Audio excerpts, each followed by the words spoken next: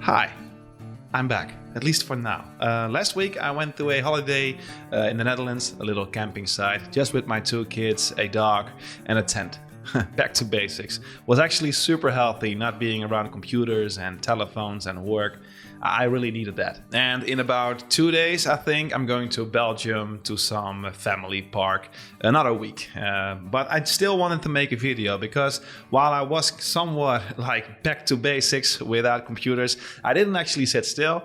I worked a lot on the story, on some characters, and the last couple of days when I was at home, I worked on the art style of the game because I'm thinking about simplifying basically everything with my game. So this is just a little cute devlog in between the holidays until I can come back to you with some more significant updates. The first thing that I did is I designed a few more crabs, some more variants, some mid passes and variants of the default crab enemy. And then I did some well-needed changes to the story. Like, I'm not going to go through it all. I might make a members only video about it, but I basically have a whole timeline, optimized timeline of the story. I basically got rid of everything that wasn't needed. I stripped it down to the essentials. I optimized the characters so each character has a very simple purpose. There are no filler characters anymore. There are no filler storylines that doesn't really matter. So it's way more optimized and streamlined. And again, this is not a story video, so I will be making a members only video about this and share the whole story if you don't mind getting spoiled, obviously. It's really about goodness, the character Aiden, the main character, and about evil, the antagonist, the bad guy. But the bad guy has a backstory, and it's not just a bad guy for the sake of being a bad guy. And you and him are like yin and yang, like good and evil, doing the same thing from their point of view, the right thing. And that's basically the only goal of the game. It's almost like Lord of the Rings, where you have to get to the center of the volcano.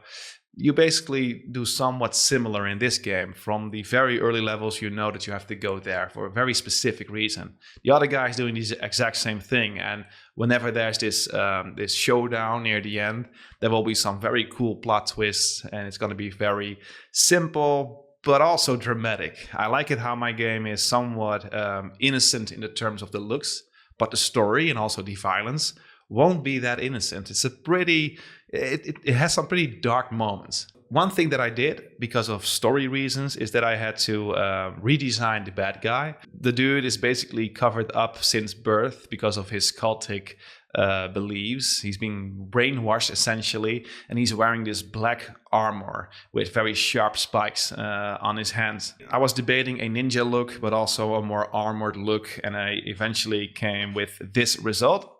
He's fully armored. He somewhat looks like this armadillo kind of creature. I'm not sure if I'm pronouncing it right, but you know, it has those layers on his back. And later on in the story, he will lose all the armor except for one arm, and the arm will get somewhat fused to his body, somewhat like the Winter Soldier from Captain America. And I also optimized, because of story reasons, the ultimate bad guy's design. Oh yeah, this one's also very cute. I came up with a ghost version of a turtle. At some point there will be a ghost turtle, also because of very cool story reasons, and this ghost version will somewhat guide you through the story. And he will be floating around and looking very cute and hunting at the same time. So far, the sketches. And the next thing that I did was making myself go crazy, actually.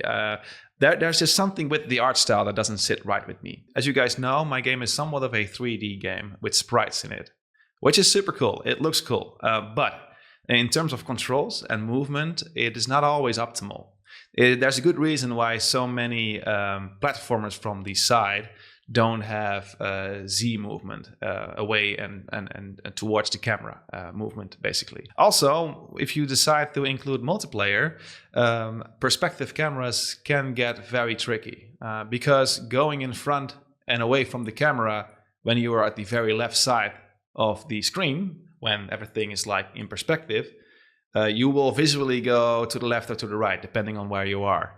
So that's super confusing. Also, while I do like all the games that are intentionally a hybrid of low poly and pixel art, I still feel like my game needs to be more of one style. I want to go way more to retro with 3D elements in it, but it needs to look like a retro pixel art game. And because of that reason, I've been doing a few tests. Let me show you.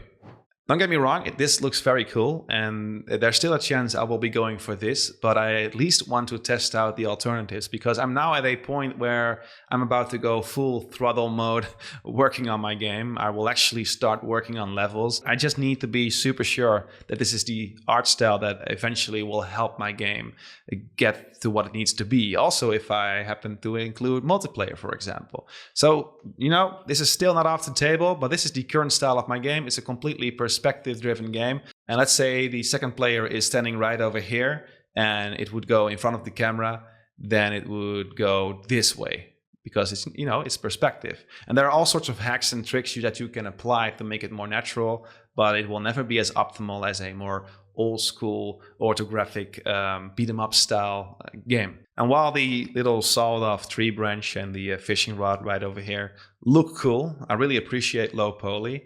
There's just such a big difference between the character.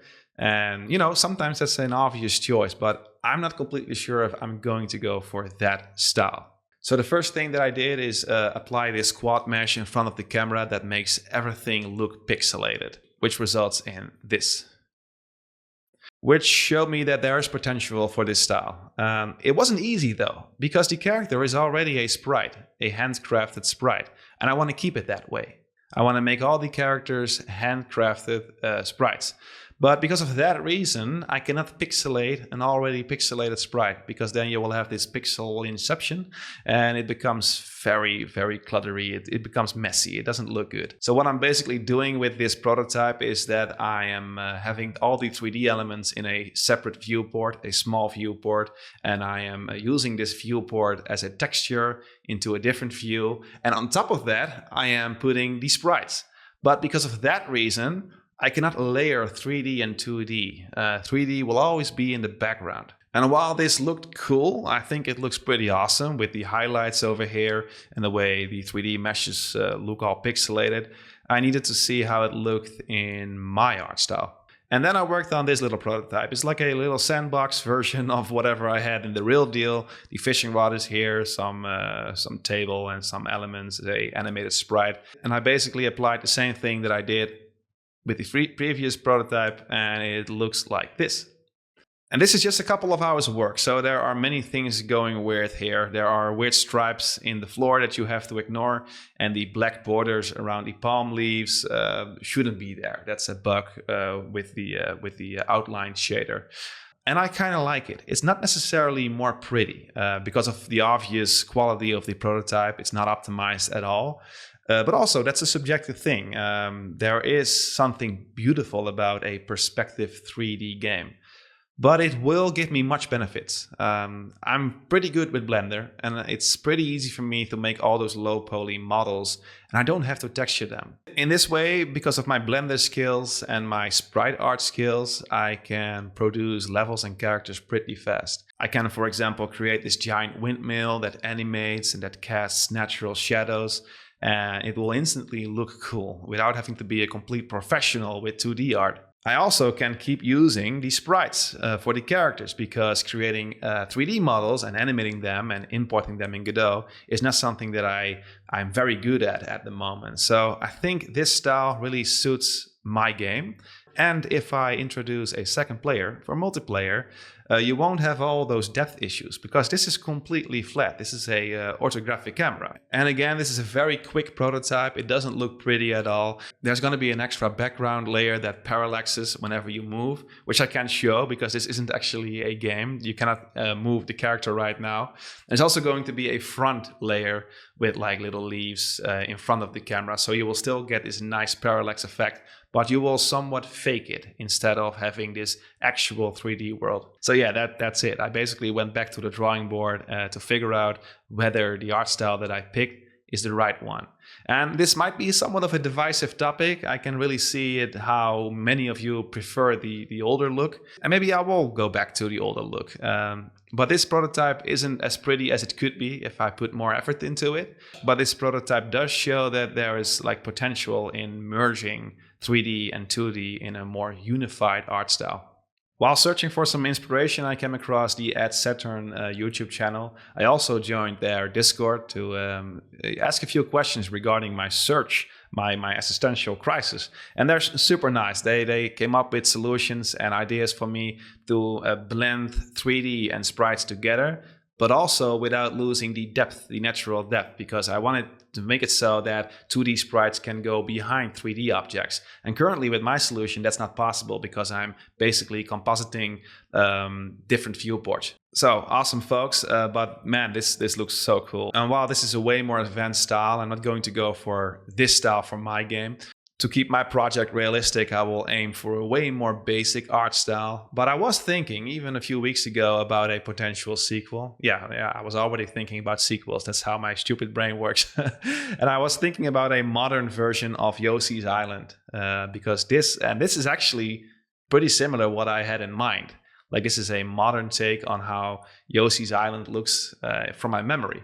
Check out the YouTube channel. There are so many cool shader demos in it, and they're also sharing lots of stuff on Patreon and Discord. So make sure to give them a visit. All right, so what's next? I still haven't figured out how I can truly blend 2D and pixelated 3D. I will be going through the tips that I got from the Discord that I just mentioned, and I will be doing some extra prototypes. And whenever I figure that out, I will probably go in full development mode for my game. I will actually start with the first level and really work on my game, because I feel the past few months or year probably as learning the engine. And I feel fully confident that I know enough to create a game now. So let me figure out my art style. Let me make some choices, some tough choices. And then we go full throttle mode with the game dev to release a demo this year, or at least next year, within a year. Yeah, wish me luck. And with that, let's end the video. I see you guys around, all right? Bye-bye.